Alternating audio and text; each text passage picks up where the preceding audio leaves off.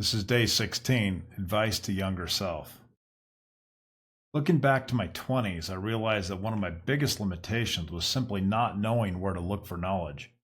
I had hunger to grow, to succeed, but I didn't fully grasp how to seek the kind of learning that would truly shape my path forward.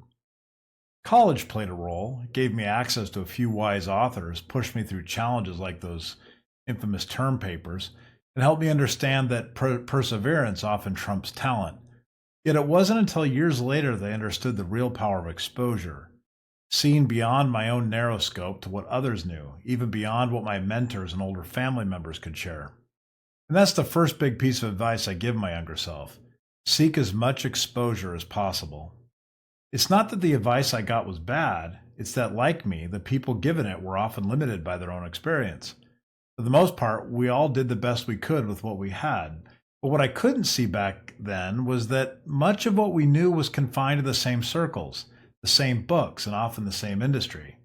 Now I realize that if you want to grow in a way that prepares you for what's coming, not just what's right in front of you, you need to stretch well beyond what's familiar and seek out ideas, people, and perspectives that challenge your comfort zone. Exposure is a way of expanding the mind and deepening your awareness of what's possible. And here's a word of caution I'd add for my younger self. Most of what's worth diving into will likely be a new technology or a disruptive trend shaking up an established field. It's tempting to immerse yourself in all the practical, how-to advice out there. People are always quick to share their 10-step to success or their proven formulas. But if you get too caught up in specifics, you end up preparing for a world that may not exist by the time you're ready to tackle it. Instead, focus on timeless principles, concepts that are evergreen.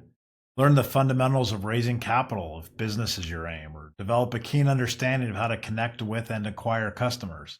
These are the kinds of skills that can adapt to whatever industry or trend you find yourself drawn to. Too much practical advice can sometimes be like a set of training wheels that never come off, keeping you pedaling in place while the world speeds forward. Exposure is about more than just reading widely or following that latest thought or following the thought leaders. It's about positioning yourself where you can listen, learn, and absorb from a diversity of voices and fields. When I was younger, I didn't always see the value in learning from someone whose career looked nothing like mine or studying someone that seemed unrelated to my chosen path.